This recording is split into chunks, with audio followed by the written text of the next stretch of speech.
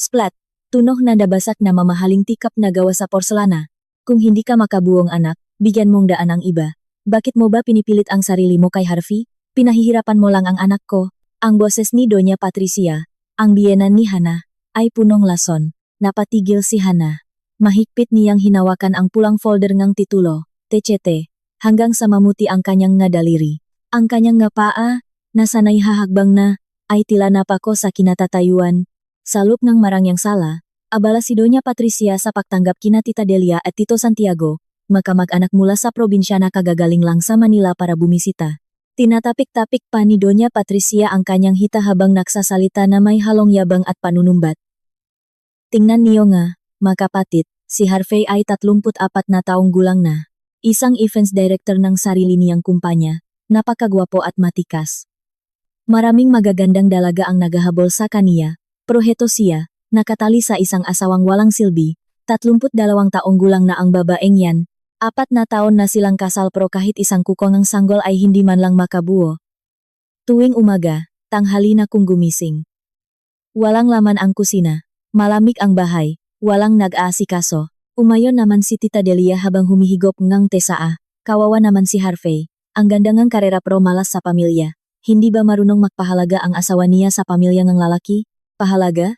Suminghal si Doña Patricia, punong ang pandadiri ang kanyang mata. Ipinagmamalaki niya lang ang kaunting barya na kinikita niya sa paglalako kaya laging nakatinggala ang ilong sa langit. Babae pa naman, hindi marunong lumugar at laging nakpapanggap na busy. Nakatayo si Hana sa dilim malapit sa hagdan. May pait na ngiti sa kanyang labi. Ang pagod niya mula sa trabaho kaninang umaga ay biglang napalitan ng matinding galit na bumara sa kanyang lalamunan. Events director ng malaking kumpanya, pagtitinda-tinda, tiningnan niya ang pulang folder sa kanyang kamay.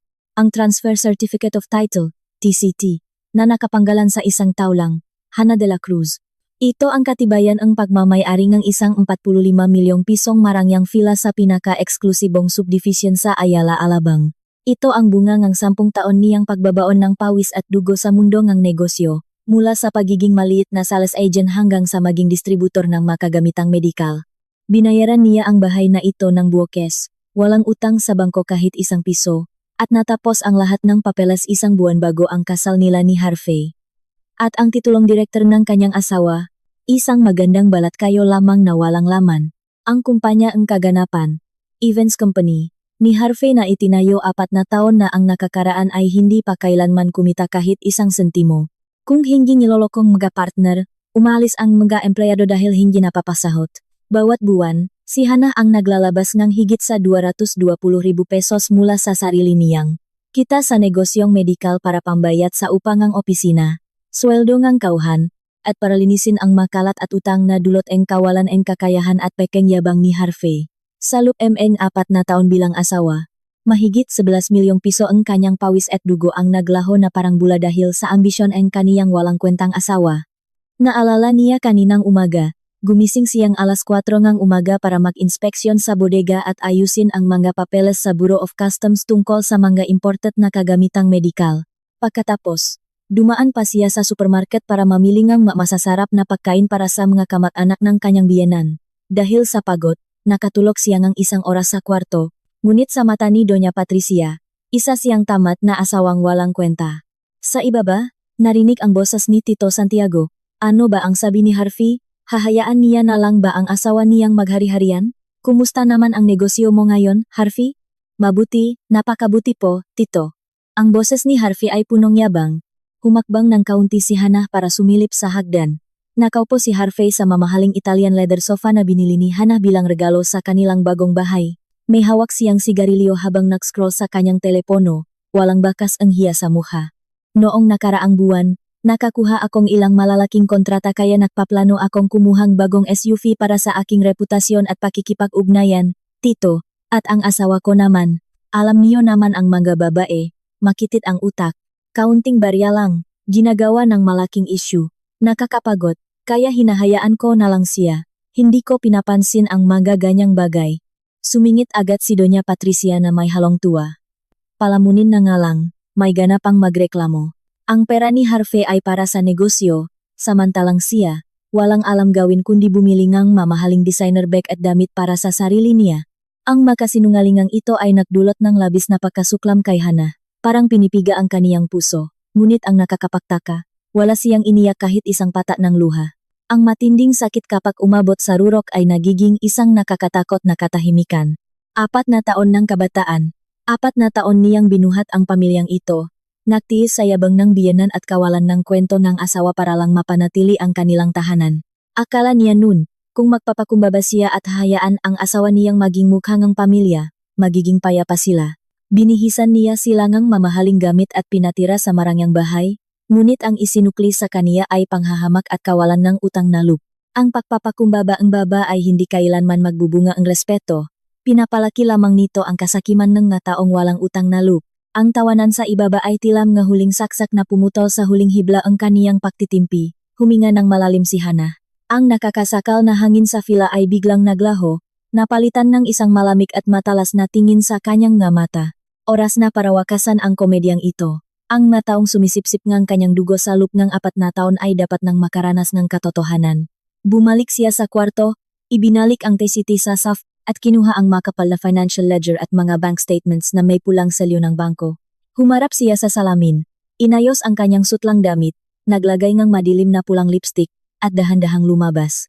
Tuk, tuk, tuk. Ang tunog ng kanyang takong sa hagdanang gawa sa hardwood ay bumasak sa tawanan sa sala. Lahat ng mata ay napalingon sa kaniya.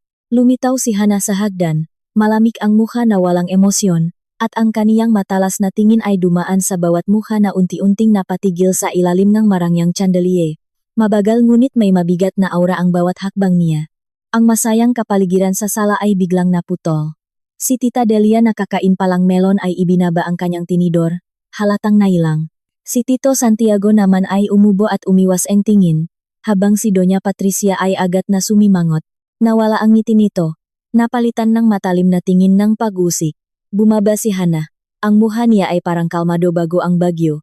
Nilakpasan niya ang sofa ng walang kibo at dinala ang kaniyang hakbang patungo sa white marble kitchen island. Nang makitang binalewala siyang kanyang menugang sa harap ng mga kamag-anak, uminit ang ulo ni Doña Patricia. Hinampas niya ang hawakan ng sofa at sumiga. Ngayon ka lang baba-baba. May mga bisita tayo mula sa probinsya, pero nagawa mo pang matulog hanggang 2:00 ng hapon. Ang mga pinakainan kaninang umaga ay hindi pa nahuhugasan. At walang naktitimpla ang kape para sa mga bisita. Ganyan ba ang asal ngang isang asawa at menugang? O gusto mong ako pa na matanda ang magsilbi sa iyo? Nanatiling nakatalikot si Hana, dahan-dahang kumuha ng baso at naksalin ng tubig. Ang tunog ng umaagos na tubig ay bumasak sa nakakahiyang katahimikan ng matao sa sala. Baka naman pagod lang siya sa trabaho, mahinang pagtatanggol ni Tito Santiago. Anong pagod? Agad na sumbat ni Doña Patricia, mataas ang boses para ipahiya ang menugang. Kahit gaano pa kagaling ang babae sa labas, pag-uwi sa bahay, ay dapat marunong mag-asikaso sa asawa.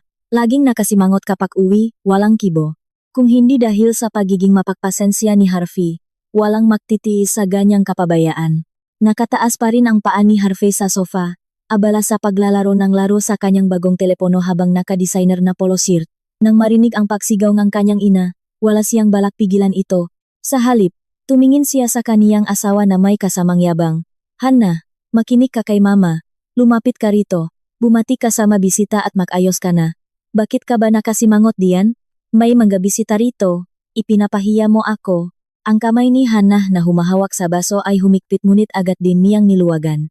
Uminom siya ng tubig, naramdaman ang lamig nito na nakpawi sa huling pasensya na mayroon siya. Dahan-dahan siyang humarap at naglakad patungo sa hapag-kainan. Ibinaba niya ng malakas ang baso sa lamesa. Pilak. Ang matalim na tunog ay nagpagulat kay Harvey, dahilan para magkamali siya sa nilalaro niya sa telepono. Nanlaki ang mata ni Doña Patricia. Bubuka pa lang sana ang bibig niya, para makmura nang makita ang malamig na tingin ni Hana. Isang tingin na walang takot kundi puno ng matinding pandediri na nakpangatok sa kaniya nang hindi niya namamalayan. Hindi tiningnan ni Hana ang kaniyang biyenan. Sa halip, itinutok niya ang kaniyang tingin kay Harvey. Ang kanyang boses, bagaman hindi pa sigaw, ay naging napakatalas at malinaw. Ipinapahiya kita? Sumimangot si Harvey at ibinagsak ang telepono sa sofa. Ano bang klaseng pananalita yan, Hana? Ako ang asawa mo, ako ang haligi ng tahanang ito. Bakit ganyan ang ugali mo sa akin? Isang mapait at sarkastikong ngiti ang sumilay sa labi ni Hana. Kinuha niya ang silya sa tapat nito at umupo ng naka-cross legs. Ipinapakita ang aura ng isang taong may hawak ng sitwasyon. Tumingin siya sa mga mata ni Harvey na nagsisimula ng kabahan. Ang kaniyang boses ay kalmado ngunit may dalang bigat ng isang bomba. Kung ganun, mahal kong haligi ng tahanan, mahal kong events director na abala sa malalaking kontrata, maari mo bang sabihin sa akin kung saan mo kukunin ang 330,000 pisong pambayad sa lugingang kumpanya mo ngayong buwan? Biglang nawalan ng hangin ang sala. Ang pilit na ngiti ni Tita Delia at Tito Santiago ay biglang naglaho. Napatigil si Doña Patricia. Kumukurap-kurap ang mga mata na tila hindi maunawaan ang narinig. Habang si Harvey naman ay biglang namutla, ang mapulang mukha dahil sa yabang ay naging abo sa takot. Napatayo siya mula sa sofa, tila nakatapak ng baga, nanlalaki ang mga mata. Ano bang sinasabi mo riyan? Sinong nagsabi sayong lugi ang kumpanya? Naghihintay lang ako ng bayad mula sa kliyente ngayong buwan. Anong kliyente? Ang boses ni Hannah ay lalong naging matalas, hindi binibigyan ng pagkakataon si Harvey na makahinga. Ang kumpanya ang interior design na sumisigaw sa iyo sa telepono kaninang umaga dahil sinira mo ang buong sound system nila? O ang sweldo ng 5 empleyado mo na 3 buwan mo nang hindi binabayaran kaya nagbabanta silang isusumbong ka sa dole? Hannah, tumahimik ka. Biglang nagising si Doña Patricia sa katotohanan. Nang makitang ipinapahiya ang kaniyang gintong anak sa harap ng kamag-anak, tumayo siya na may galit na mukha, itinuturo ang daliri kay Hannah. Nagagawa mo pang gumawang kwento para siraan ang asawa mo. Ang negosyo ni Harvey ay maayos at lumalaki, walang utang, huwag kang magselos at manira sa pamilyang ito. Dahan-dahang inilagay ni Hannah ang kaniyang kamay sa ibabaw ng bank statement na may pulang selyo ng bangko. Hindi siya natakot sa galit ng biyenan. Sa halip, sumagot siya sa isang kalmado ngunit matigas na tono. Siraan? Sa tingin niyo po ba ay may halaga ang anak niyo para pag-aksayahan kong panahon na siraan siya? Palagi ninyong ipinakmamalaki ang kumpanya niyang walang silbi. Alam niyo ba kung sino ang nagpapakahirap para mapanatili ang titulong direktor ang anak ninyo hanggang ngayon? Nakita ni Harvey na nawawalan na siyang kontrol. Nagsimulang tumulo ang pawis sa kaniyang noo. Sinubukan niyang agawin ang nga papel sa kamay ni Hannah. Hannah, tumahimik ka na. Kung may problema tayo, pag-usapan natin sa kwarto, huwag dito. Bitiwan mo ako. Malakas na tinabik ni Hannah ang kamay nito, dahilan upang mapaatras si Harvey. Tumayo si Hannah. Ang kaniyang nga mata ay puno ng galit habang tinitingnan ang naguguluhang mukha sa sala. Pagod na siyang magtiis sa komedyang ito. Pag-usapan sa kwarto. 4 na taon ko nang tinatakpan ang kawalan ng kwento mo, hindi pa ba sapat yon? Ngayong narito ang makamag-anak natin, ilatak natin ang katotohanan para makita natin kung sino talaga ang palamunin sa bahay na ito. Ang tensyon sa hangin ay tila isang kuwerdas na malapit ng maputol. Ang huling patak ay dinaldal ng galit. Ang salitang palamunin ay parang apoy na itinapon sa mitsang kanyon. Nanlaki ang mata ni Doña Patricia. Lumitaw ang nga ugat sa kanyang lig. Humakbang siya at itinuro muli si Hannah. Sumisigaw sa matining na boses. Sino ang tinatawag mong palamunin? Ang walang galang na babaeng ito. Ang asawa mo ang haligian tahanan, isang direktor ng malaking kumpanya na kumikita para sa malalaking bagay. Nahanda ka lang kaunting pagkain at bumiling kaunting gamit sa bahay, may gana ka ng mangmaliit ng asawa. Ang nga lalaki sa labas ay may mga pagkakataong nagigipit sa pera, normal lang yan. Bilang asawa, dapat kang sumuporta, hindi yung ipinapahiya mo siya sa harap ng mga kamag-anak natin. Tama yan, pag-ayon ni Tito Santiago na may halong pag-usik, dapat ay sa kwarto niyo pinag-usapan ang ganyan. Ang tawagin si Harvey na palamunin ay pag-apak sa kaniyang dangal bilang lalaki. May mataas na pride ang malalaki. Hindi tama ang ginagawa mo. Nang makitang may makakampi siya, lumakas ang loop ni Harvey. Nawala ang takot niya at napalitan ng kayabangan. Inayos niya ang kaniyang polo, tumingin ng masama kay Hannah at nagutos. Narinig mo ba? Huwag kang sumobra, pinagpapasensyahan na kita. Humingi ka ng tawad kay mama at sa mga kamag-anak natin, at pumunta ka na sa kusina para maglinis. Ang negosyo ko ay hindi may intindihan ng isang babaeng tulad mo, kaya huwag kang makialam. Nanatiling nakatayan si Hannah. May malamig na ngiti sa kanyang labi habang tinitingnan ang mataong nagtutulong-tulong para ipitin siya. 4 na taon niyang naririnig ang tungkol sa haligingang tahanan at malaking karera. Ngunit ngayong araw, ang tabingang komedyang ito ay dapat nang bumaksak. Walang paliwanag na binikas si Hannah. Sa halip ay itinapon niya ang pulang folder ng TCT at ang makapal na bank statement sa lamesa. Pah! Ang tuyong tunok ay nagpagulat sa lahat. Gusto ninyong pausapan ang dangal? Dangal at ang pagiging haligingang tahanan? Ang boses ni Hannah ay naging napakatalas tulad ng isang kutsilyo. Itinuro niya ang pulang folder. Kung ganun, Buksan ninyo ang inyong nga mata at tingnan ninyo ito ng mabuti. Ang pulang folder na ito, ang katibayan ng pagmamay-ari ng 3 palapag na fila na nakakahalaga ng 45 milyong piso, kung saan kayo nakaupo ngayon habang kumakain ng imported na prutas at humihigop ng tisaa. Sa kanino lang nakapangalan? Natigilan si Doña Patricia. Lumapit si Tita Delia para tingnan ang nakasulat na pangalan sa folder. Nanlaki ang kanyang mata at nabulol siya. Hahana de la Cruz. Solely an exclusive property bago ang kasal. Ano? Agad na inagaw ni Doña Patricia ang folder at tiningnan ito ng malapitan. Ang kanyang muka ay biglang namutla, at nagsimulang mangginig ang kaniyang mga kamay. Ano ito? Noong kasal niyo, sinabi ni Harvey na binili niya ang bahay na ito mula sa kinita niya sa real estate bago kayo ikasal, para maging masaya ang pagsasama ninyo. Tumawa ng malakas si Hana, isang sarkastiko at mapait na tawa na umalingaw-ngaw sa sala. Tanungin niyo po ang gintong anak niyo. 4 na taon na ang nakakaraan. Paano siya makakakuha ng 45 milyong piso para bumili ng villa sa Ayala Alabang, kung wala naman siyang kahit isang kusing sa bulsa? Ang bahay na ito ay galing sa 10 taong kong pagtatrabaho sa medical equipment distribution. Isang buwan bago ang kasal, buo na ang papeles nito. Pumasok siya sa bahay na ito na walang dala kundi ang maleta ang damit niya at ang pekeng titulong direktor. Nawalan ang kulay ang mukha ni Harvey. Lumapit siya para agawin ang folder. Hana, tama na. Huwag mo nang ipahiya ang pamilya natin. Pag-usapan natin ito ng pribado. Lumayo ka. Tinabik muli ni Hana ang kamay nito. Ang kaniyang tingin ay tilam nga palaso na tumama kay Harvey. Ipahiya. Huhubaran ko pa ang kaniyang pekang pagkatao para makita ninyong lahat.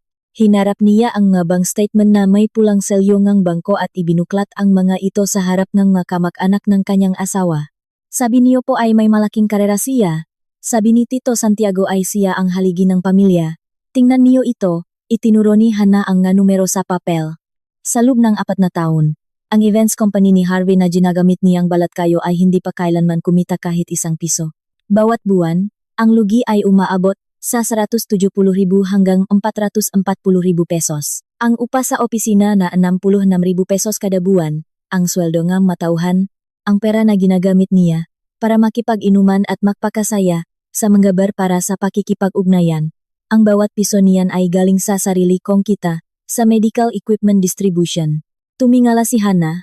Ang kaniyang malakas na aura ay tumama kay Doña Patricia na nanginginig habang hawak ang pulang folder. 4 na taon akong nagtiis bilang manugang. Hindi lang ako ang nag-asikaso sa pagkain, gamot, at mamahaling damit ninyo, Mama. Kinailangan ko pang pasanin ang malaking utang na dulot ng yabangang anak ninyo. Ang kabuuang pera na pinalabas ko para lang isalba ang kumpanya niya ay eksaktong 11 milyong piso sa loob ng 4 na taon. 11 milyong piso. Pakinggan ninyong mabuti. Hindi ombir, 0 kundi 11 milyong piso. Ang buong sala ay napuno ng nakakabinging katahimikan. Ang maririnig lamang ay ang mabilis na hininga ni Harvey, at ang kaluskos ang bank statement na hinahangin mula sa ceiling fan. Sina Tita Delia at Tito Santiago ay namutla, walang nangahas na gumalaw. Ilang minuto lang ang nakakaraan, masaya pa silang nagtatawanan. Tinatawag si Hana na palamunin at itinuturing si Harvey na parang hari. Ngunit ngayon, ang katotohanan ay tila isang malakas na sampal sa kanilang mukha. Ang maskara ay natanggal, nag-iwan ang matinding kahihiyan. Hindi maaari. Bulong ni Doña Patricia, umiiling habang ibinabagsak ang mapapel sa lamesa na tila nakahawak ng mainit na baga. Harvey, sabi mo sa akin maayos ang negosyo mo. Sabi mo ikaw ang bumubuhay sa asawa mo? Nakayuko si Harvey. Mahigpit na pinagdikit ang kaniyang mangga kamay habang tumutulo ang pawis. Kinagat niya ang kanyang labi, hindi makatingin sa kanyang ina o sa mangga kamag-anak mula sa probinsya. Ang kaniyang titulong direktor at ang kaniyang dangal ay tuluyan ng gumuho, naiwan ng isang walang kwenta at palamuning lalaki. Nakataas ang kamay ni Hana habang tinitingnan ang dalawang mag-ina mula sa itaas. Ang galit at pagtitiis niya sa loob ng 4 na taon ay tuluyan ng sumabog. Hindi niya kailangan ng awa o humingi ng patawad. Ang kailangan niya ay hustisya. Ang katotohanan ay dapat ilagay sa tamang lugar. Ngayon, mulat na ba ang inyong mga mata? Nakikita niyo na ba kung sino ang totoong haligi ng pamilya at kung sino ang palamuning sumisipsip ng dugo sa bahay na ito? Ang kaniyang boses ay malinaw at malamig. Walang sinuman ang nangahas na sumagot. Ang katotohanang nakasulat sa papel ay naging isang matinding sampal sa kanilang yabang. Sa likod ng kanilang magandang balat kayo ay ang kasinungalingan, pagsasamantala, at kasakiman. Ang katahimikan sa sala ay naging napakabigat na tila maaring hatiin ng kutsilyo. Maririnig ang mahinang ugong ng aircon sa gitna ng katahimikan. Nang makitang tuluyan ng nabunyak ang kaniyang kasinungalingan, lumapit si Harvey at hinawakan ang kamay ni Hannah ng mahigpit hanggang sa mamula ito. Ang kaniyang muha ay namilipit sa takot, tumutulo ang pawis, at ang kaniyang boses ay naging nanginginig na pagmamakaawa. Hannah, nakikiusap ako sa iyo, pag-usapan natin ito sa kwarto. Kung galit ka sa akin, pagalitan mo ako, pero huwag dito. Huwag mo nang ipahiya ang pamilya natin sa harap ng mga kamag-anak, parang awa mo na. Tiningnan ni Hannah ang kaniyang kamay na hinahawakan nito, ang kaniyang tingin ay napakalamig na nagpabitaw kay Harvey. Tinabik niya ang kamay nito at dahan-dahang umatras. Pinapagpagan ang kaniyang manggas na tila may dumapo na dumi. Takot kang ipahiya ang pamilya mo? Ang kaniyang boses ay umalingaw sa buong bahay. Harvey, nakakamali ka. Ang damit mo ay matagal ng punit-punit. Ako lang ang gumagamit ng sarili kong pera para tahiin ito para may maisuot ka sa harap na ibang tao. Iniisip mo ang iyong dangal. Pero noong tinatawag mo akong baok, walang silbi, at palamunin, nasaan ang dangal ko? Sino ang nagtanggol sa dangal ko? Natigilan si Harvey, walang masabi. Tiningnan ni Hannah sina Tita Delia at Tito Santiago na nakaupo sa sofa, namumutla at naghahanap ng paraan para makatakas.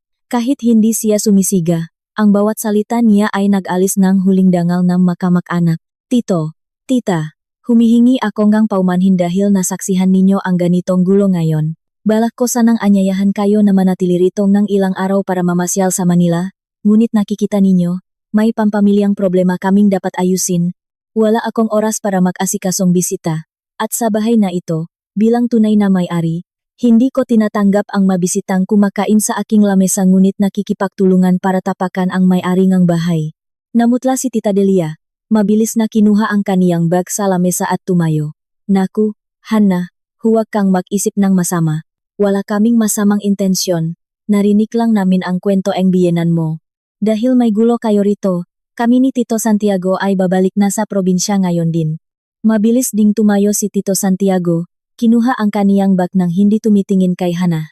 Oh, alis na rito kami. Pag-usapan ninyong mabutian, hindi kami makikialam sa inyo. Nagmamadali silang lumabas ng pinto nang hindi na nagpaalam ang kaalam kina Harvey at Doña Patricia. Kinuha nila ang kanilang magamit at mabilis na lumabas na tila tumatakas sa isang sunok. Nang maksara ang pinto, naiwan ang isang malawak at bakanteng sala. 3 tao na lamang ang natira sa loop. Doon pa lamang natauhan si Doña Patricia nang makitang tumakbo ang kanilang makamag-anak, dahilan upang mawala ang huling dangal ng kanilang pamilya. Nanginginig siya sa galit at sinubukang gamitin ang huling kapangyarihan bilang biyenan. Itinayo niya ang kaniyang kamay sa balakang at sumiga. Ang lakas ng loop mo. Dahil lang may kaunting pera ka, nagagawa mo ng palayasin ang mabisita ko at tapakan ang asawa mo. Kasal kayo, kaya ang pera mo ay pera niya rin. Kung magdedemanda ka, hahatiin ng korte ang bahay na ito sa 2. Huwag mong isiping makukuha mo ito ng mag-isa. Gusto ninyong magdemanda para hatiin ang ari-arian? Tumawa ng malakas si Hannah, isang tawa na puno ng pait at pandediri. Lumapit siya sa lamesa, kinuha ang techete at ipinakita ito sa harap ni Doña Patricia. Ang bahay na ito ay nakuha bago ang kasal sa ilalim ng aking pangalan, habang ang 11 milyong piso na ipinadala ko sa kumpanya ni Harvey ay malinaw na nakasulat sa bank transfer bilang personal loan para sa kumpanya. Mayroon akong kumpletong mensahe at dokumento kung paano siya nagmakawa para sa pera para lang may salba ang kaniyang yabang. Sa tingin ninyo, ano ang ibibigay sa inyo ng korte? Isang bundok ng utang o isang kasong estafa? Napaatras si Doña Patricia at napaupo sa sofa. Nanlalaki ang mata at hindi makapagsalita. Ang kaniyang bulak na paniniwala sa kaniyang gintong anak ay tuluyang nawasak, napalitan ng matinding takot sa batas. Nang makita ang kaniyang ina na nanghihina, lumapit si Harvey para tulungan ito, habang ang kaniyang pulang mata ay nakatingin kay Hannah. Nababaliw ka na ba? Gusto mo ba talaga kaming sirain? Pipirmahan ko ang promissory note, magtatrabaho ako para bayaran ka. Huwag mo lang kaming itulak sa pader. Magbabayad ka gamit ang ano? Ang iyong ilusyon. Tanong ni Hannah, lumapit kay Harvey upang pilitin itong tumingin sa katotohanan. Sira, sa loob ng 4 na taon, ibinigay ko ang lahat ng aking pera at lakas para sa kapayapaan. Ano ang nakuha ko? Pagkakanulo, pagsasamantala, at panghahamak. Ginawa ko ang aking tungkulin bilang asawa. Ngunit mula sa oras na ito, hinding-hindi na ako magiging ATM ngang pamilyang ito. Tiningnan niya ang kaniyang relo at malamig na nagsalita. Ngayon ay alas 2:30 ang hapon. Hindi ko na kayo bibigyan ang tirahan opera. Harvey, binibigyan ko kayong mag-ina ang eksaktong 24 oras. Mula ngayon hanggang alas 2:30 bukas, kailangang mailabas ninyo ang lahat ng inyong gamit at lumaya sa bahay na ito. Hindi mo pwedeng gawin yan. Saan kami pupunta sa ganitong kaikling panahon? Pag-usapan muna natin ito.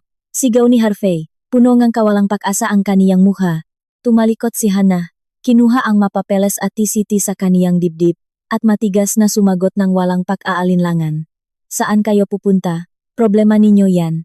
Nung nakaupo kayo sa aking sofa, ginagastos ang aking pera, at minumura ako, binigyan ninyo ba ako ng daan? 24 oras. Walang kompromiso. Bukas sa ganitong oras, kapag may natira pang gamit ninyo, tatawag ako ngang magtatapon niyan sa basurahan. Kung mananatili kayo rito, ang security ng subdivision at ang mga pulis barangay ang mismong kakalatkad sa inyo palabas. Pagkatapos magsalita, dahan-dahang umakyat si Hannah sa hagdan. Ang kaniyang matikas ngunit matatak na anyo ay naglaho sa itaas, iniwan ang dalawang mag-ina sa kanilang pagkasira. Ang maskarang kasinungalingan ay tuluyan ng natanggal, at ang kanilang pagbabayat ay nagsisimula pa lamang. Alas 11:30 ng gabi, ang labas ng subdivision ay tahimik na. Paminsan-minsang may dumadaang sasakyan ng mga security guard. Ngunit sa loob ng 3 palapak na fila, may nagbabadyang unos na handang sumira sa lahat ng balat kayo.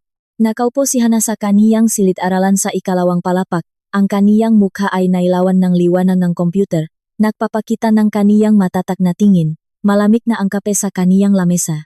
Ang tunong nga mouse ay pumunit sa katahimikan ng gabi. Pumasok siya sa corporate account ng kaniyang Medical Equipment Distribution Company. Nang lumitaw ang listahan ng mga benepisyaryo, tumigil ang kaniyang tingin sa pamilyar na pangalan, Harvey Lopez Events Organizing Agency. Sa loob-eng 4 na taon, ang pangalang ito ay parang isang linta na sumisipsip ang daan-daang libong pesos bawat buwan mula sa kaniyang pinahirapan. Isang mapait na ngiti ang sumilay sa kaniyang labi, pumasok siya sa setting ng automatic money transfer, at pinindot ang cancel.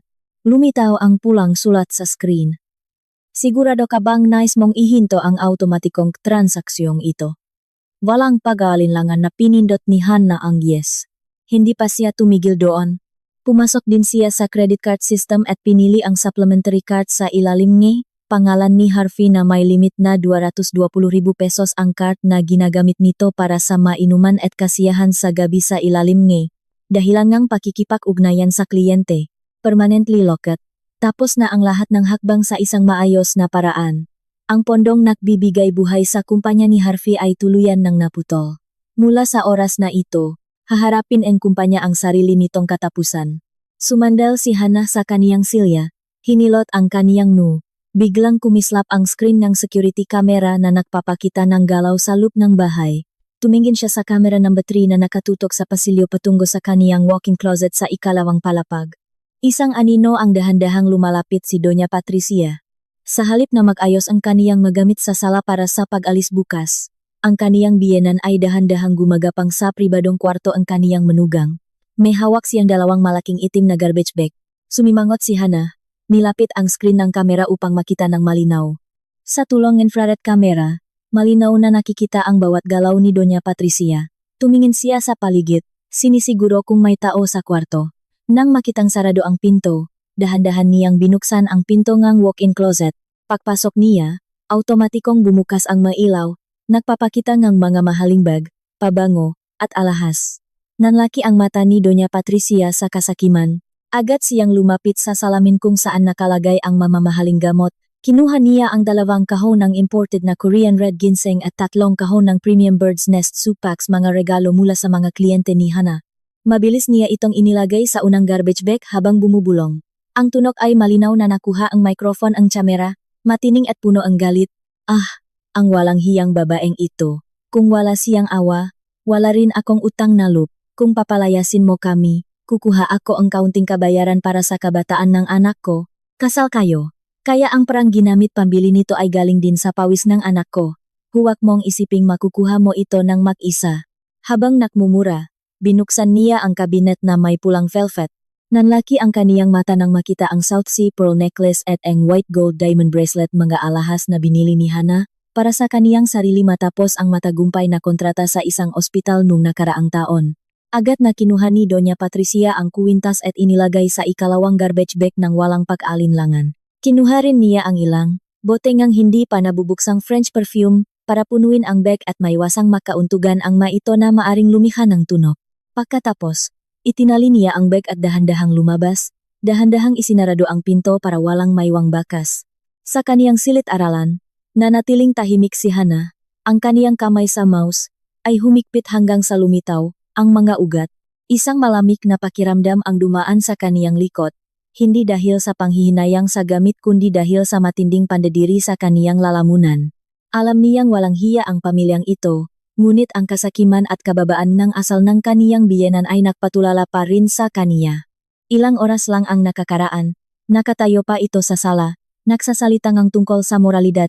Tinuturuan siya kung paano mamuhay at tinatawag siyang materialistiko.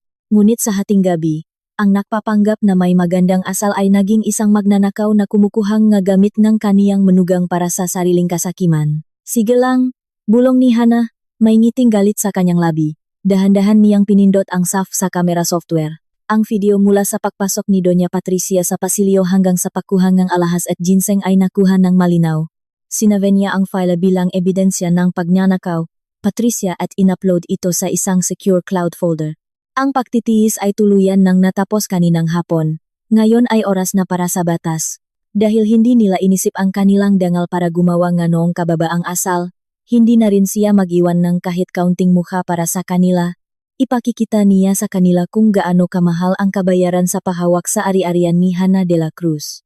Sa labas, nagsimulang umihip ang malakas na hangin at pumatak ang unang malamig na ulan sa bintana.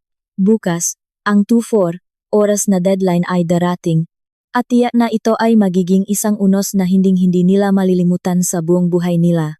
Eksaktong alas 7:30 ng umaga, madilim ang langit ng Manila pagkatapos ng ulan kagabi. Sa kaniyang silid-aralan, nakaupo si Hana sa kaniyang computer habang may suot na wireless headphones. Ang kaniyang mukha ay may kaunting makeup ngunit nagpapakita ang kaniyang matatak na tingin. Sa screen ay ang kaniyang abogado, si Ate Manuel, na kaniyang nakasama sa maraming transaksyon sa negosyo. Magandang umaga, Hana, bati ni Ate Manuel sa kaniyang profesional na boses. Natanggap ko ang lahat ng bank statements at files na ipinadala mo kaninang alas 2 ng madaling araw. Uminom si Hana ng kape, walang bakas ng pag-alinlangan sa kaniyang mukha. Kumusta ang ating kaso, attorney? Napakaganda ng ating posisyon, sagot ni Ate Manuel habang tinitingnan ang nga papel. Napakalinis ng iyong madokumento. Sa loob ngang 4 na taon, ang bawat transaksyon mo sa kumpanya ni Harvey Lopez ay malinaw na nakasulat bilang personal loan para sa kumpanya. Ang kabuuan ay eksaktong 11 milyong pesos. Bukod dito, ang mamensahe ni Harvey kung saan kinikilala niya ang utang at humihingi ng palugit ay nakuha rin natin ng maayos. At ang aking kahilingan, tanong ni Hana habang tinatapik ang lamesa. Ang hiling para sa temporary freeze order ay naisumite na sa korte kaninang umaga. Nakita ang korte ang bigat ng sitwasyon. Tinitiyak ko sa iyo na bago mag-alas 10 ng umaga, ang order ay makakarating sa bangko upang i-freeze ang personal at business accounts ni Harvey. Hindi niya makukuha o maililipat ang kahit isang piso. Isang ngitingan tagumpay ang sumilay sa labi ni Hana. Salamat, attorney. Ihanda mo na rin ang kaso para sa pakbawingan 11 milyong pesos na utang. Kung tumanggi siyang magbayad, magsasampa tayo ng kasong estafa dahil sa pag-abuso sa tiwala at pagkuha ng pera. Walang kompromiso. Naintindihan ko, Hana. Lahat ng hakbang ay handa na. Hayaan mong asikasuhin ko ang legal na bahagi, habang ikaw naman ay mag-focus sa paglilinis ng iyong bahay. Pagkatapos ng tawag, isinara ni Hana ang kaniyang laptop. Ang batas na kaniyang inihanda ay nagsisimula ng kumilos. Tumayo siya at dahan-dahang lumabas ng kwarto. Nakatayo siya sa hagdan, tinitingnan ang sala sa ibaba. Kabaliktaran ng katahimikan sa itaas, ang sala ay puno ng ingay na parang isang murang komedya. Si Harvey ay may suot na kulubot na polo shirt, magulo ang buhok, at pawis ang naglalakat sa paligid ng lamesa. Tinitingnan niya ang kaniyang telepono ng may takot. Mama, bakit nakaupo ka lang diyan? Galit na tanong ni Harvey nang makitang kumakain si Doña Patricia ng mainit na arroz caldo habang nakataas ang paa sa sofa. Mama, mag-ayos ka ng gamit sa itaas? Nilok ni Hana ang aking credit card kagabi. Sinubukan kong mag-withdraw sa ATM pero permanenteng error ang lumabas. Alas 2:30 ang deadline, papalayasin niya tayo. Ibinagsak ni Doña Patricia ang kaniyang kutsara, tumingin ng masa-masa kaniyang anak. Duwag ka talaga. Lalaki ka, direktor ng kumpanya, pero natatakot ka sa masalita ng isang babae? Kung sabihin niyang palalayasin tayo, susunod ka na lang. Pero sa kaniya nakapangalan ang bahay, at pinalayas niya ang mga kamag-anak natin kahapon ng walang pag-alinlangan. Paano kung dumating ang mapulis barangay? Sabi ni Harvey habang hinahawakan ang kaniyang ulo, puno ng takot ang mukha. Hayaan mo sila. Suminghal si Doña Patricia habang nagpupunas ng bibig, mayabang pa rin sa mukha. 4 na taon kayong kasal, walang batas na papayak na palayasin ka ng ganun lang. Ang pera niya ay pera mo rin. Kahit binili niya ang bahay gamit ang kaniyang pera, may bahagi ka pa rin sa pagpapanatili ng pamilyang ito. Kung magdedemanda, hahatiin ang bahay sa 2. Sa halaga ng bahay na ito na 45 milyong pesos, makakakuha ka pa rin ng 22.5 milyong pesos.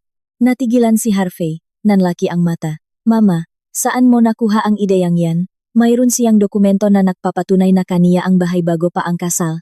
Papeles lang yan. Ako ang nagluwal sa iyo kaya huwag kang matakot sa mga pirasong papel na yan. Sagot ni Doña Patricia. Mataas ang boses at puno ng kumpiyansa. Ang mga babae, malakas lang magsalita pero mahina ang loop. Ginagawa niya lang yan para takutin ka. Ang isang babaeng 32 taong gulang na baog, kapag iniwan ka, wala nang papatol sa kaniya. Sundin mo ako. Mamaya pagbaba niya, humingi ka ng tawad ng may kasamang tamis ng dila. Pag-usapan ninyo ang pag-ibig. Ang mga babae ay madaling lumambot ang puso kapag nakitang umiyak ang lalaki, at muli niyang bubuksan ang kaniyang bulsa para sa kumpanya mo. Pagkatapos magsalita, hinawakan ni Doña Patricia ang kaniyang malawak na jacket kung saan nakatago ang mga ninakaw na ginseng, pearl necklace, at diamond bracelet kagabi. Isang kasuklam-suklam na ngiti ang lumitaw sa kaniyang mukha. Manatili ka lang dito. Kung tatawag siyang security, hihiga ako sa sahig at mag-iskandalo para makita nila kung paano nila inaapi ang matanda. At kung talagang papalayasin tayo, mayroon na akong inihandang gamit para sa atin, kaya huwag kang matakot. Nakatayo sa hagdan, narinig ni Hana ang lahat ng kawalan ng hiya ng kaniyang biyenan. Hindi siya nagalit, sa halip ay nakaramdam siya ng awa sa kanilang kabobohan. Akala pa rin ni Doña Patricia ay maaari niyang gamitin ang kaniyang pag-eskandalo para kontrolin ang isang babaeng 10 taon nang nagtatrabaho sa negosyo tulad niya. Hindi niya alam na sa oras na ito, ang kaniyang gintong anak ay malapit nang mawalan ng lahat sa ilalim ng batas, at ang manginakaw na alahas na kaniyang ipinagmamalaki sa kaniyang bulsa ay magiging tali na hihigpit sa kanilang sariling lik dahil sa kanilang kasakiman. Pumasok muli si Hana sa kaniyang kwarto para ayusin ang kaniyang damit. Ang tunay na palabas ay magsisimula pa lamang. Alas 8:45 umaga, narinig ang tunog ng takong ni Hana sa hagdan, bumasak sa katahimikan ng umaga. Bumaba siya na may suot na profesional na kasuotan puting sutlang polo, maayos na pantalon, at may hawak na iPad Pro. Ang kaniyang aura ay napakalamig at matatak, walang bakas ng gulo mula sa nangyari kahapon. Sa sala, naghihintay ang maginang Harvey at Doña Patricia. Si Harvey ay mukhang takot at pagod pa rin, habang si Doña Patricia naman ay nakaupo ng tuwid, naka-cross arms, at may yabang sa mukha. Ang kaniyang malawak na jacket ay suot pa rin niya, at ang mabulsa nito ay halatang may laman. Nang makita si Hana, umubo ng malakas si Doña Patricia para ipakita ang kaniyang kapangyarihan bilang nakakatanda. Tumingin siya sa kaniyang manugang na may matalim na mata. Maupo ka rito. Hindi ako nakatulog kagabi dahil sa pag-isip. Masakit sa puso ko na makitang nag-away kayong mag-asawa. Hindi sumagot si Hana, dahan-dahang umupo sa silya sa tapat nila. Ibinaba niya ang iPad sa lamesa, at ang kaniyang malamig na tingin ay dumaan sa bulsa hanggang jacket ng kaniyang biyenan. Akala ni Doña Patricia ay natatakot si Hana dahil sa kaniyang katahimikan, kaya lalo siyang naging mayabang. Lumapit siya ng kaunti at nagsalita sa isang mapagmataas na tono, kahapon ay naging bastos ka sa akin at pinalayas mo ang ating mga kamag-anak. Malaking kasalanan yon, pero dahil mabuti ang aking puso, handa kitang patawarin. Sinabi sa akin ni Harvey na kailangan ng kumpanya niya ng para sa negosyo. Kaya ganito na lang, maglabas ka ng 440,000 pesos para sa kumpanya ng asawa mo bilang kabayaran sa kasalanan mo kahapon. Ibigay mo ang pera. At pagkatapos ay magluto ka ng masarap na tanghalian para humingi ng tawad sa akin. Kakausapin ko si Harvey para patawarin ka at manatili ka bilang manugang sa bahay na ito. Si Harvey na nakaupo sa tabi nga niyang ina ay nakakita ngang pagkakataon na ibalik ang kaniyang yabang. Tama si Mama, Hana. Humingi ng tawad si mama para sa iyo, kaya lumugar ka naman. Ang 440 pesos ay maliit na bagay lang sa iyo. Ibigay mo sa akin para mayos ko ang kumpanya, at ipapangako kung hindi ko nababanggitin ang nangyari kahapon, at ang tungkol sa pagpapalayas sa amin ngayong hapon, kalimutan mo na yan, huwag kang maging bata. Dahan-dahang tumingin si Hana mula kay Harvey patungo kay Doña Patricia. Sa loob ng 4 na taon, naglabas siya ng milyon-milyong pesos para sa mapekeng pagpapatawad na tulad nito. Ngunit ngayong araw, ang kabayaran sa kanilang kasakiman ay hindi para kundi matinding kahihiyan. Gusto ninyo ang 440,000 pesos para patawarin ako, Mama? Tanong ni Hana sa isang kalmado ngunit malamig na boses. Napakabait ninyo, pero mukhang hindi ko kailangan ang inyong patawad, sa halip kayo ang nangangailangan ng aking patawad. Hinampas ni Doña Patricia ang sofa at sumiga. Ano bang sinasabi mo riyan? Binibigyan kita ng pagkakataon para magbago, kaya huwag mong tanggihan ang aking kabaitan. Akala mo ba dahil sa iyo ang bahay na ito ay pwede mo nang tapakan ang biyenan mo? Dahan-dahang binuksan ni Hana ang kaniyang iPad at pinindot ang screen. Bago kayo magsalita, panoorin niyo muna ito. Isang video ang nagsimulang gumana, nagpapakita ang malinaw na kuha mula sa security camera sa pasilyo at walk-in closet ni Hana kagabi. Kahit gabi ay malinaw na nakikita ang bawat detalye dahil sa infrared technology. Ah, ang walang hiyang babaeng ito. Kung wala siyang awa, wala rin akong utang na loob. Huwag mong isiping makukuha mo ito ng mag-isa. Ang matining at punong galit na boses ni Doña Patricia ay narinig mula sa iPad, naging malakas sa buong sala. Ang mukha ni Doña Patricia ay biglang namutla. Nanlaki ang kaniyang mata habang tinitingnan ang screen kung saan nakikita ang kaniyang sarili na binubuksan ang mga kabinet at ipinapasok ang maginseng, pearl necklace, at diamond bracelet sa dalawang itim na garbage bag. Napaawang ang bibig ni Harvey sa gulat, tumingin sa kaniyang ina na may kasamang kahihiyan. Mama, ano itong ginagawa mo? Pumasok ka sa kwarto niya para magnakaw kagabi? Hindi totoo yan. Inedit niya lang yan para siraan ako. Sumigaw si Doña Patricia habang sinusubukang agawin ang iPad, ngunit mabilis itong inilayo ni Hana. Ang kaniyang mukha ay basang-basang malamig na pawis sa takot.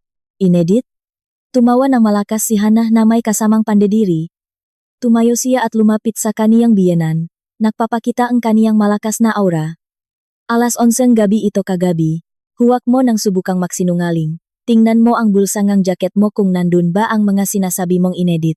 Agad na hinawakan ni Doña Patricia ang kaniyang nga bulsa. Nanginginig ang buong katawan habang nakaupo sa sofa. Ang kaniyang yabang ay tuluyan ng naglaho, napalitan ng takot ng isang magnanakaw na nahuli sa akto. Mama, sigaw ni Harvey. Pula ang mukha sa matinding kahihiyan. Hindi niya akalain na magagawan kaniyang ina ang ganoong kababang asal. Ang dangal ng isang lalaki, kahit pekeng dangal lang, ay tuluyan ng winasak ng kaniyang sariling ina. Mama, ilabas mo ang lahat ng yan. Ngayon din, ano bang kabobohan ito? Kinukuha ko lang ang bahagi mo. Umiyak na sagot ni Doña Patricia, sinusubukang magdahilan. Kasal kayo, kaya ang magamit niya ay pramo rin. Kumuha lang akong kaunti para sa atin. Anong masama ron? Malika, sabi ni Hana habang tinatapik ang lamesa. Pinatitigil ang kaniyang nakakatawang dahilan. Pakinggan ninyong mabuti. Ayon sa batas, ang pagnanakaw gamit ng iba na nakakahalaga ng higit sa 2,000 pesos ay itinuturing na qualified theft. Ang South Sea Pearl Necklace, Diamond Bracelet, at mga ginseng na kinuha mo ay nagkakahalaga ng halos 660,000 pesos. Inilabas ni Hana ang kaniyang telepono, nagpapakita ang numero ng lokal na pulisya at barangay. Tumingin siya sa kaniyang biyena na puno ng takot ang mata. Binibigyan kita ng 10 segundo. Una, ilabas mo ang lahat ng ninakaw mo sa ibabaw ng lamesang ito nang walang kulang. Pangalawa, tatawag ako sa pulisya para kalatkarin ka palabas ng bahay na ito patungo sa presinto. Sa halagang 660,000 pesos, mahanda ka na makulong ng 2 hanggang 7 taon. Pumili ka, kalsada o selda? Nang marinig ang salitang kulungan, nang hina ang mapaan ni Doña Patricia, tumulo ang kaniyang luha at sipon. Hindi na siya nangahas na magsalita tungkol sa moralidad. Dahan-dahan niyang ipinasok ang kaniyang nanginginig na kamay sa jacket. Isa-isang inilabas ang mga kahon ng ginseng, bird's nest, pabango, pearl necklace, at ang nagnining na diamond bracelet sa ibabaw ng lamesa. Ang mamamahaling alahas na nakalagay sa lamesa ay nagpakita ng kasakiman at kababaan ng asal ng isang biyenan na palaging nagtuturo ng moralidad. Hinawakan ni Harvey ang kaniyang ulo at nakayuko, hindi makatingin sa kaniyang asawa. Ngayon lang niya naramdaman na napakaliit at napakahina niya. Ibinaba ni Hannah ang kaniyang telepono. Malamig na tumingin sa mag-ina at nagsalita. Mabuti naman. Ngayon ay maaari na kayong magsimulang magbilang ng oras. Mula ngayon hanggang alas 2:30 ang hapon, kapag may nawalang kahit isang bagay sa bahay na ito, ipapangako kong ipapakulong ko kayong dalawa. Ayusin ninyo ang inyong magamit at lumayas kayo sa aking paningin. Umakyat si Hannah sa itaas. Iniwan ang mag-ina sa kanilang matinding kahihiyan. Ang kanilang agahan ngayong araw ay tiyak na ang pinakamapait na bagay na kanilang nakain sa buong buhay nila. Alas 2:45 ang hapon. 15 minuto na lamang bago ang deadline. Sa sala ang fila, 5 malalaking maleta at ilang kahon ang nakasalansan malapit sa pinto. Si Doña Patricia ay nakaupo sa sulok, may suot na simpleng damit, hindi na suot ang jacket na may bulsangang ninakaw kaninang umaga. Ang kaniyang muha ay madilim. Nanginginig ang kaniyang kamay. At paminsan-minsang tumitingin sa hagdan. Si Harvey naman ay pabalik-balik sa paglalakat. Basang-basa ang pawis ang kaniyang likod. Kanina pa tumatawag ang kaniyang telepono nang walang tigil. Nang sagutin niya, narinig ang galit na boses ni Kuya Tony, ang nagpaupa ng sound at lighting equipment para sa kaniyang mga kaganapan. Harvey, ano bang klaseng kalokohan ito? Ang bayad mo kaninang umaga ay nag-error. Tinawagan ko ang bangko at sinabi nilang in-freeze ang account ng kumpanya mo. Sinusubukan mo ba akong lokohin? Ang 660,000 pesos na upa sa sound system noong nakaraang linggo, kapag hindi mo ibinigay ngayong hapon, magpapadala ako ng natauhan para sirain ang opisina mo. Kuya Tony, magpakalma ka muna. Baka nagkaroon lang ng error sa bangko. Mamayang hapon ay pupunta ako roon para ibigay ang cash. Sabi ni Harvey habang nanginginig ang kamay na hawak ang telepono, walang kulay ang muha sa takot. Anong error? Sinabing bangko na mayroong freeze order mula sa korte. May utang ka at kinasuhan ka kaya in-freeze ang pera mo. Tapos magsisinungaling ka pa. Huwag mong hahayaang mahanap kita. Hayop ka. Naputol ang tawag. Halos mabitawan ni Harvey ang kaniyang telepono. Bago pa siya makabawi, muling sumindi ang screen. Sa pagkakataong ito, ang kumpanya ng kaniyang accountant ang tumatawag. Sir, may malaking problema. Ang account para sa sweldo nga empleyado ay in-freeze din. Ang nga empleyado ay nagtitipon ngayon sa lobby at nagbabantang isusumbong ka sa dole. Nasaan ka ba ngayon? Pumunta ka rito para ayusin ito. Ang magkasosyo natin sa negosyo ay nagtatanong na rin sa group chat tungkol sa kanilang utang. Napaatras si Harvey at napaupo sa sofa. Ang kumpanya ng events director na kaniyang ipinagmamalaki ay tuluyan ng sumabog at naglaho. Hinawakan niya ang kaniyang magulong buhok. Sa oras na ito, naramdaman niya ang lupit ng batas at ang takot sa asawang kaniyang tinatawag na makitit ang utak. Eksaktong alas 2:30 hapon, ding-dong. Ang tunog ng doorbell ay tila naging isang malakas na tunog sa pusong mag-ina. Bumaba si Hannah mula sa itaas. May suot na eleganteng itim na damit, maayos ang buhok, at ang kaniyang muha ay walang emosyon ngunit matatak ang tingin. Nilagpasan niya ang mag-ina na tila hindi sila nakikita. Lumapit sa pinto at binuksan ito. Sa labas ay nakatayo si Ate Manuel na may suot na kulayabong suit, may hawak na portfolio bag. Sa likod niya ay 3 matitikas na security guard ng subdivision. Magandang umaga, Hannah.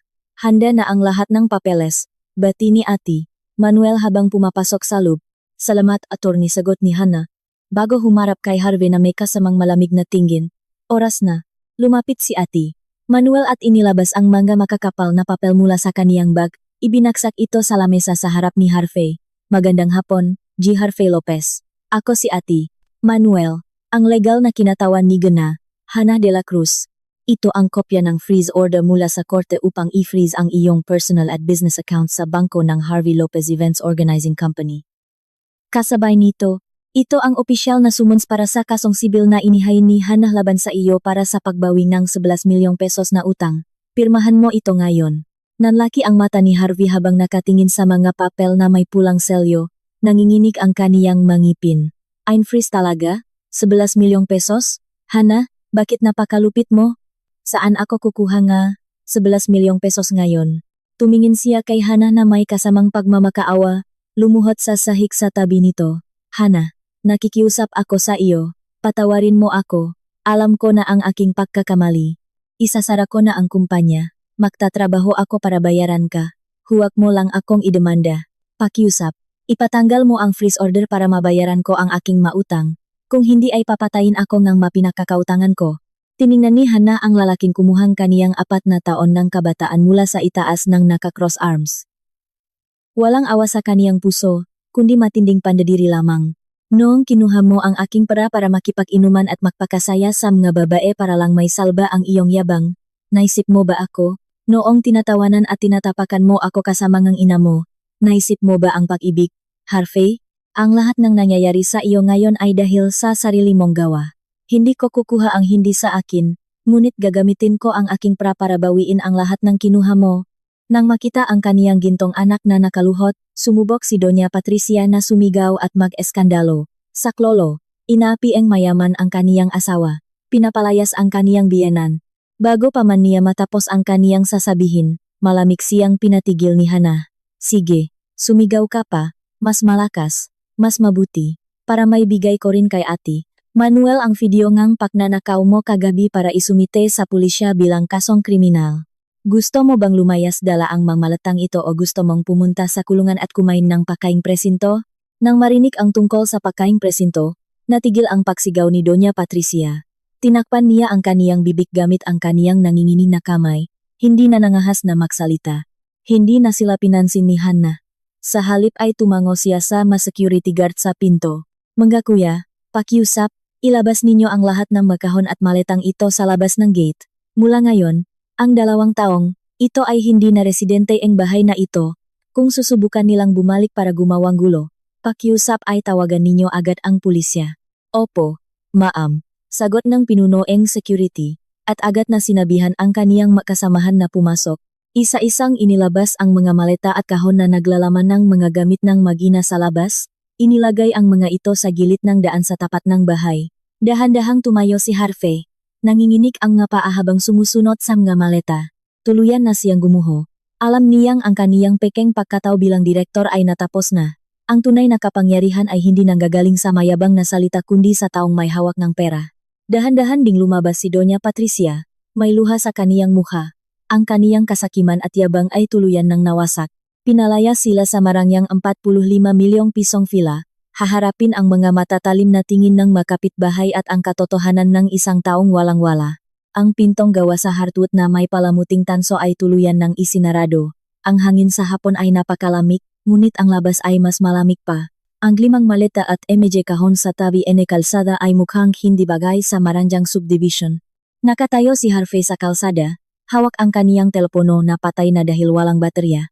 Hindi naman makapaniwala si Doña Patricia. Ibinagsak niya ang kaniyang panyo sa semento, at nagsimulang humiga at mag-eskandalo sa kalsada na parang bata. Sumisigaw siya ng malakas. Ang kaniyang huling sandata na kaniyang ginagamit sa loop ngang maraming taon. Saklolo, tingnan ninyo. Ang walang galang na manugang ay pinalayas ang kaniyang biyenan dahil lang sa pera. Sinira niya ang karerang aking anak, ang babaeng baok na tulad ng ahas. Ibalik mo ang kabataan ng anak ko. Ibalik mo ang kumpanya niya. Ang paksihaw ni Doña Patricia ay nakpalinghon sa ilang kapitbahay na naklakat na kanilang aso. Huminto sila at naksimulang mag-usap-usap. Nang makita ang kaniyang ina na gumagawang eskandalo, uminit ang ulo ni Harvey sa kahihiyan. Lumapit siya sa kata at hinampas ito. Sumisigaw sa loop. Hana, buksan mo ang pinto. Sobra na ang ginagawa mo. Asawa kita. Kaya ang pera mo ay pera ko rin. Hindi mo pwedeng palayasin ang aking ina na parang aso. Hindi pa ako pumipirma sa divorce papers, kaya sa atin pa rin ang bahay na ito. Lumabas ka rito at mag-usap tayo ng maayos. Nakatayo si Hana sa likod ng pinto, walang emosyon sa kaniyang muha. Hindi niya binuksan ang pinto, ngunit sa pamamagitan ng intercom na may kamera at speaker, narinig ang kaniyang malamig na boses sa labas. Sinasabi mong sa atin ang bahay na ito? Gusto mo bang ilabas ko ang tesete at ang dokumento na nagpapatunay na akin ito bago pa ang kasal para basahin mo ng mabuti? Hindi mo kailangang pumirma sa divorce papers ngayon, ngunit mula sa oras na ito, ang lahat ng karapatan mo sa bahay na ito ay natapos na. Natigilan si Harvey, hinawakan ang gate at nagsalita sa isang malambot na boses. Hana, asawa ko, alam ko na ang aking pagkakamali. Hindi ko nahahayaan si mama na magsalita ng masama sa iyo. Buksan mo ang pinto. Saan kami matutulog ngayong gabi? Malapit ng umulan. Papayah ka bang matulog kami sa kalsada?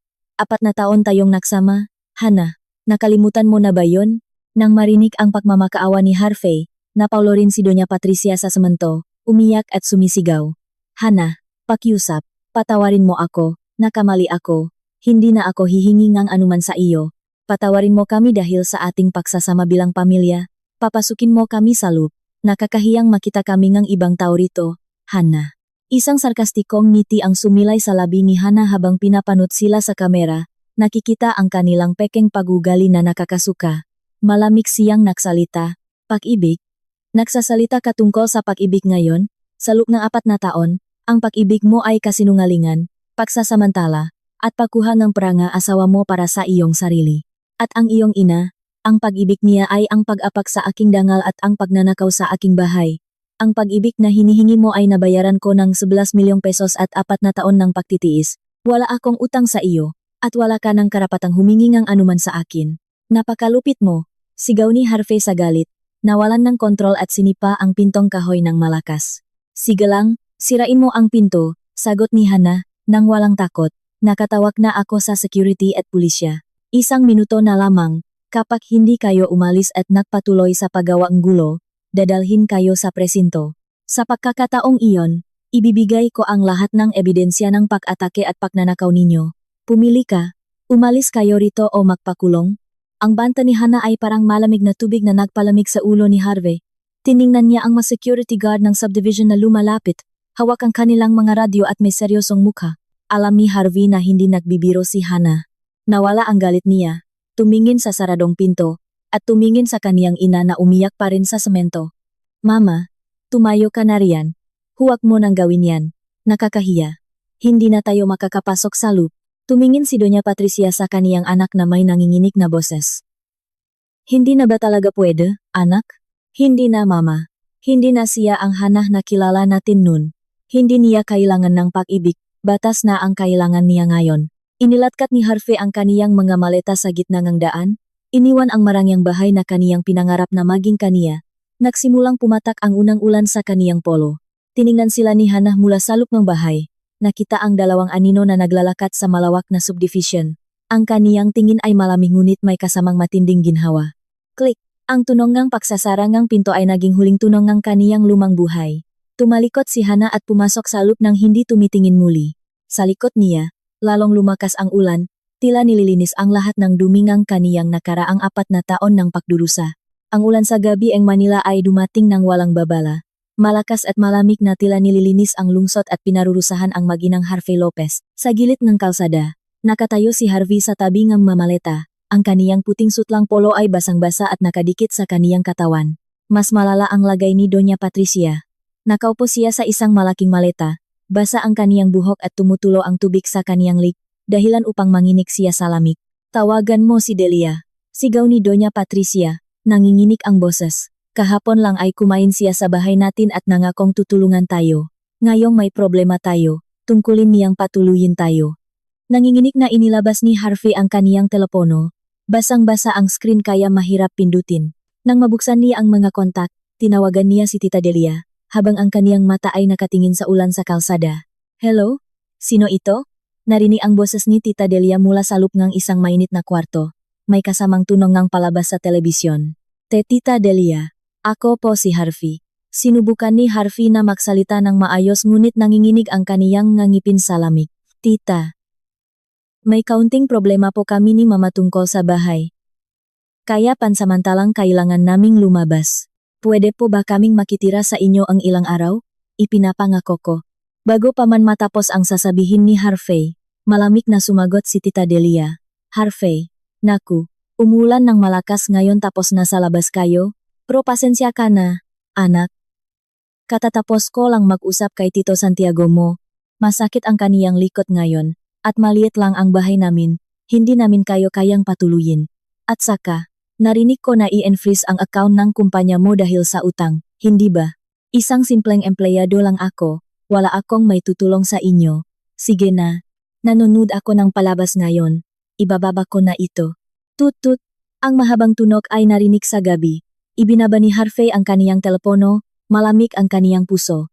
Tumingin si Doña Patricia sa kaniya, may pag-asa pa rin sa kaniyang mata. Anong sabi niya? Kailan niya tayo susunduin? Umiling si Harvey, nanginginig ang boses. Sabi niya ay busy siya at hindi tayo pwedeng sunduin. Nalaman na nila na wala na tayong pera. Nahmura ng malakas si Doña Patricia sa gitna ng ulan. Tumayo siya at hinawakan ang kamay ni Harvey.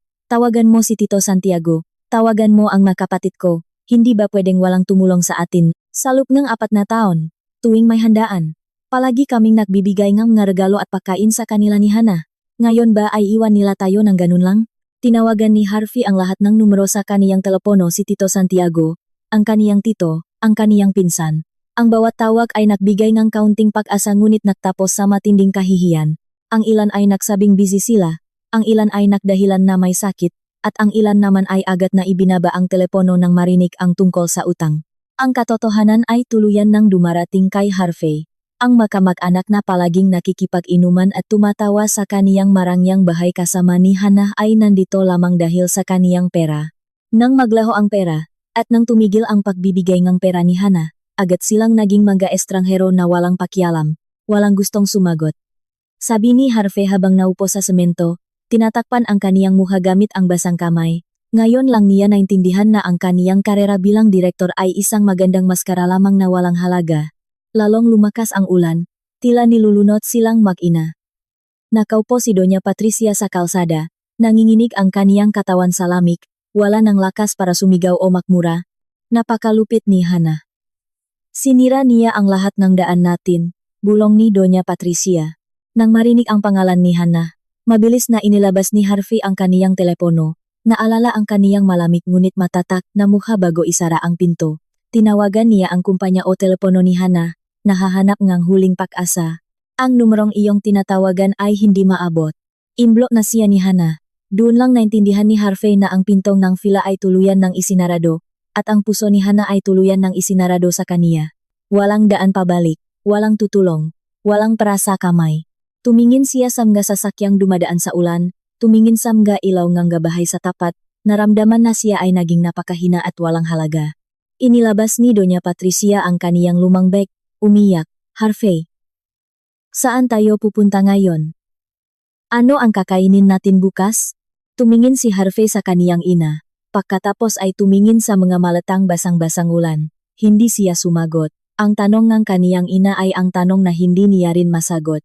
Sila na palaging tumitingin sa iba mula sa itaas at tumatawa sa mga mahihirap ay naging mga walang bahay na naglalakat sa kalsada ng lungsod.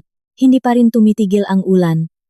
Tumayo si Harvey at dahan-dahang inilatkat ang kaniyang maleta sa gilid ng kalsada, naghahanap ng silong. Sumunod si Doña Patricia sa kaniya, nanginginig ang kaniyang katawan sa lamig at kahihiyan. Naglaho silang dalawa sa dilim ng ulan. Iniwan ang kumpanya ng yabang at kasinungalingan. Haharapin ang katotohanan ng kanilang buhay sa mga susunod na araw. Ang gabing ito ang pinakamahabang gabi sa buhay ng maginang Patricia, kung saan ang kanilang kasakiman at yabang ay nagbayad ng napakamahal na halaga. Pakalipas ng 3 araw, sa isang maliit na kapihan sa sulok ng kalsada, nakaupo si Harvey sa isang madilim na lamesa. Mukha siyang pagod, may itim sa ilalim ng kaniyang mata dahil sa 3 araw na walang tulog. Ang kaniyang damit ay kulubot at marumi. Malayo sa anyo ang isang direktor nun. Tinitignan niya ang kaniyang telepono. Kinailangan niyang gumamit ng bagong numero para lang pumayag si Hana na makipagkita sa kaniya. Eksaktong 10:00 ang umaga. Narinig ang tunog bell sa pinto. Pumasok si Hana sa kapihan. May suot siyang magandang coat, may kaunting makeup, at mukhang napakapayapa at matatak. Umupo siya sa tapat ni Harvey nang hindi nag-order ng inumin. Ibinaba ang kaniyang bag sa lamesa at tumingin sa kaniya. Mayroon lamang akong 15 minuto. Bakit mo ako pinapunta rito? Tanong ni Hana sa isang malamig na boses. Lumamig ang lalamunan ni Harvey sa takot. Inilagay niya ang mapapel sa harap ni Hana, habang nanginginig ang kaniyang kamay. Hana, hindi ko na kaya. Ang nga pinagkakautangan ko ay nandun sa tapat ng bahay ng aking kamag-anak kung saan nakatira si mama ngayon. Wala nang natira sa kumpanya ko. Huminto siya. Tumingin kay Hana na may pulang mata. Nangingini ang boses sa kahihiyan. Oo, kasalanan ko ang lahat. Nakamali ako dahil sa kasakiman at yabang ko. Pinapunta kita rito para pirmahan ang divorce papers. Handa akong umalis nang walang makuha, pero kailangan mo akong tulungan. Pirmahan mo ang kasunduan na hindi mo ako idedemanda para sa 11 milyong pesos na utang, at sabihin mo sa mga pinakakautangan ko na wala na akong kinalaman sa iyo at sa bahay na ito. Isang ngitingang tagumpay ang sumilay sa labi ni Hana. Kinuha niya ang isa pang folder mula sa kaniyang bag at ibinaba ito sa ibabaw ng mapapel ni Harvey. Akala mo ba ay pupunta ako rito nang walang dala? Ito ang kasunduan na inihanda ko. Basahin mo ng mabuti. Pipirmahan mo ang divorce papers, ang waiver na wala kang makukuha sa aking bahay at ari-arian. Bilang kapalit, gagawin kong personal na utang mo ang 11 milyong pesos na iyon, at hindi kita idedemanda sa kasong kriminal dahil sa pag-abuso sa tiwala, basta't pirmahan mo ito at huwag ka nang magpapakita sa akin kailanman. Kinuha ni Harvey ang mga papel, nanginginig ang kaniyang kamay habang binabasa ang mga kondisyon. Ang pagpirma rito ay nangangahulugan na siya ay magiging walang-wala, walang bahay, walang kumpanya, at may malaking utang na kailangang bayaran ng mag-isa ng walang anumang tulong. Hana, napakalupit mo, bulong ni Harvey. May pait na ngiti sa kaniyang mukha. Sa loob ng 4 na taon, wala ka bang naramdamang pag-ibig sa akin? Sumandal si Hana sa kaniyang silya, tumingin sa kaniya na parang isang estranghero. Pag-ibig, may karapatan ka bang magsalita tungkol sa pag-ibig? Sa loob ng 4 na taon, ginamit ko ang aking pag-ibig para buhayin ang isang taong walang silbi at kasuklam-suklam. Nung kinuha mo ang pera ng kumpanya para makipag-inuman, nung tinatawanan mo ako kasama ng ina mo, nung hinayaan mo siyang tapakan ang aking dangal, nasaan ang pag-ibig mo? Kung hindi mo ito pipirmahan, ibibigay ko ang lahat ng ebidensya ng utang mo sa pulisya ngayon din. Sa pagkakataong iyon, hindi ka lang magiging walang-wala, kundi makukulong ka pa. Nang hina si Harvey, alam niyang hindi nagbibiro si Hana, at ang mga ebidensyang hawak nito ay sapat na para ipakulong siya. Kinuha niya ang panulat sa lamesa, napakabigat ng kaniyang kamay. Ang pagpirma rito ay ang huling tunong ng kaniyang peking buhay bilang direktor, nag-iwan sa kaniya na walang bahay, walang karera, at walang asawa. Kaluskos, ang tunong ng panulat sa papel ay narinig sa kapihan. Ipinasok niya ang kaniyang pangalan sa 3 kasunduan, nanginginig ang kaniyang sulat-tulat ng kaniyang puso. Nang ibaba niya ang panulat, naramdaman niya na nawala ang kaniyang mabigat na dinadala ngunit nawala rin ang huling pag-asa niya. Tapos na, bulong ni Harvey. Walang emosyon ang kaniyang mata. Kinuha ni Hana ang mapapeles at tiningnan ng mabuti ang mga pirma. Pagkatapos, inilabas niya ang isang sobre mula sa kaniyang bag at ibinaba ito sa harap ni Harvey. Ito ang 110,000 pesos, ang huling tulong ko sa iyo bilang tao. Gamitin mo ito para makabalik sa probinsya o makahanap ng matitirhan pansamantala. Pagkatapos ng araw na ito, huwag mo nang hahayaang makita ko kayong mag-ina sa paligid ng aking bahay, kung hindi ay batas na ang haharap sa inyo. Tiningnan ni Harvey ang sobre, pagkatapos ay tumingin kay Hana. Gusto niyang magsalita, humingi ng tawad o magsisi, ngunit ang lahat ng salita ay nawalan ng halaga. Kinuha niya ang sobre, tumayo, at dahan-dahang lumabas ng kapihan. Nanatili si Hana doon ng ilang minuto, uminom ng mainit na kape, at naramdaman ang matinding ginhawa sa kaniyang katawan. Ang kasunduan ay tapos na. Ang kaniyang buhay ay tuluyan ng nakahiwalay sa mga taong sumisipsip ng kaniyang dugo. Ang paksigaw ni Doña Patricia, at ang pagsisinungaling ni Harvey ay naging nakaraan na. Ang liwanag ng umaga ay dumaan sa bintana, tumama sa magandang mukha ni Hana. Tumingin siya sa salamin, nakita ang isang babaeng tuluyan ng lumayas sa kaniyang mabigat na kadena. Ang kasunduang ito ay hindi lamang nagbigay ng kalayaan sa kaniya kundi naging katapusan din ng kaniyang pagkakamali. Tumayo si Hana, nakbayat, at lumabas sa kalsada. Hindi niya kailangang lumingon sa likod dahil ang kalsada sa harap niya ngayon ay puno ng kalayaan at liwanag. Isang buwan pagkatapos ang pagpirma sa kasunduan, ang 45 milyong pisong fila sa subdivision ay tuluyan ng nagbago ang anyo. Wala na ang mamadidilim na kurtina na gusto ni Doña Patricia noon, napalitan ng mamagagaan at puting kurtina na nakpapasok ng liwanag ng umaga sa buong bahay. Sabado ang umaga, alas 8, dahan-dahang lumabas si Hana sa balcony sa ikalawang palapak. May suot siyang kasuotan sa yoga, maayos ang kaniyang buhok. Sa maliit na lamesa sa labas, may mainit na tsaan na nagbibigay ng mabangong amoy. Si Hana mismo ang nagbuhos ng tesa. Narinig ang tunog ng tubig kasabay ng huning nga ibon sa maliit na halamanan na kaniyang itinanimuli. Ito ang kapayapaan na kaniyang pinangarap sa loob ng 4 na taon ng pagdurusa. Sa loob ng 4 na taong iyon, ang bawat umaga niya ay isang pakikipaglaban sa pagsigahangang biyenan, sa kawalan ng silbing ng asawa, at sa mga lugingang kumpanya na kailangan niyang bayaran sa pamamagitan ng kaniyang pera. Ngunit ngayong araw, habang nakatingin sa halamanan, naramdaman niya na siya ay tuluyan ng lumabas sa kaniyang masikip na hawla para magsimula muli. Reng, reng, tumunog ang kaniyang telepono sa lamesa, nakita ang pangalan ng kaniyang asistan. Sinagot niya ang tawag sa isang matatag at puno ng lakas na boses. Magandang umaga, Ming. Kumusta ang ma-imported na kagamitang medikal kaninang umaga? Magandang umaga, Hana. Nakadating na po ng maayos ang magagamit sa pantalan. Ang ospital sa probinsya ay pumirma na rin sa kontrata para sa ikalawang bahagi. Ang kita natin ngayong buwan ay inaasahang tataas ng 20% kumpara noong nakaraang taon. Mayos po ang lahat. Napasalamat si Hana sa kaniyang sarili sa pamamagitan ng isang magandang ngiti, ang pinakamasayang ngiti na kaniyang naramdaman sa loob ng maraming taon. Mabuti naman magpatuloy kayo sa inyong plano, ngayong weekend ay magpahinga kayo ng maayos pagkatapos ang trabaho. Pupunta ako sa bodega mamayang hapon. Ibinaba niya ang kaniyang telepono at tumingin sa malayo. Ang subdivision sa ibaba ay nagsisimula ng gumising. Nakikita niya ang nga pamilyang naglalakad, ang nga bata na naglalaro sa parka. Ang buhay ay napakaganda pa rin. Ngunit noon ay hinayaan niya ang kaniyang sarili na makulong sa isang hawla dahil sa kaniyang pagtitiis at kabaitan sa maling tao. Tumayo siya at pumasok sa kaniyang silid-aralan. Sa lamesa, ang larawan ng kaniyang lumang pamilya ay napalitan ng larawan niya kasama ang kaniyang nga empleyado sa araw ng pagbubukas ng kaniyang bagong branch. Tumingin siya sa salamin, nakita ang isang babaeng 32 taong gulang na matatag, may sariling buhay, at higit sa lahat, nahanap muli ang kaniyang sarili. Nagsimula siyang magsulat ng isang post sa kaniyang social media account bilang katapusan ng kaniyang nakaraan.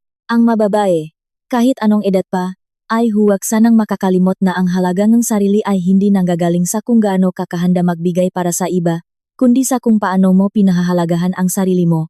Ang pagkakaroon ng sariling para ay hindi kasakiman kundi dangal. Ang isang bagong simula ay hindi nangangailangan ng pag-unawa ng iba, sapat na ang maramdaman mo ang kalayaan at kapayapaan sa iyong puso. Pagkatapos niyang mag-post, tumunok muli ang doorbell. Iyon ay si Ate May, ang bagong helper na kaniyang kinuha para sa bahay. Pumasok si Ate May na may kasamang magandang ngiti. Ma'am Hana, may dala po akong sariwang prutas mula sa probinsya. Napakaganda ng araw ngayon, lilinisin ko po ang sala ninyo. Bumaba si Hana sa ibaba, ang sala ay napakaliwanag ngayon. Tiningnan niya ang bagong cream-colored sofa na kaniyang ipinalit sa Italian leather sofa na inupuan ni Doña Patricia noon habang minumura siya. Ang lahat ng duming kaniyang lumang buhay ay tuluyan nang nawala. Dahan-dahang lumabas si Hana sa pinto, naramdaman ang hangin at liwanag ng umaga sa tag-araw. Naintindihan niya na ang tunay na kalayaan ay hindi nanggagaling sa paghihiganti sa mga taong nanakit sa kaniya, kundi sa pagpapakawala sa kanila para magsimula muling sariling buhay. Ang lagay ni na Harvey at ng kaniyang ina ngayon ay hindi na kailangang alamin ni Hana. Nabalitaan niya na bumalik sila sa probinsya at nakatira sa isang lumang bahay ngang kumpanya ngang kaniyang kamag-anak. Haharapin ang mamatatalim na salita ng mga kapitbahay dahil sa kanilang utang at pakalugi. Iyon ang kabayaran sa kanilang kasakiman at yabang. Habang siya naman ay haharapin ang kaniyang bagong buhay sa negosyo, ngunit hindi na niya kailangang pasanin ang mataong walang silbi. Huminga ng malalim si Hana sa ilalim ng liwanag ng umaga. Hindi niya pinagsisisihan ang 4 na taon niyang nawala dahil ang 4 na taong iyon ang nagturo sa kaniya na maging matatag at pahalagahan ang kaniyang sarili. Ang bagong araw ay nagsisimula na ng may kasamang kalayaan at liwanag. Pumasok muli si Hana sa kaniyang bahay. Narinig ang tunog ng pinto na maayos na isinarado, nagbubukas ng isang bagong pahina ng kaniyang buhay na punong ng pag-asa. Para kay Hana, ang kaniyang buhay ay nagsisimula pa lamang sa oras na ito.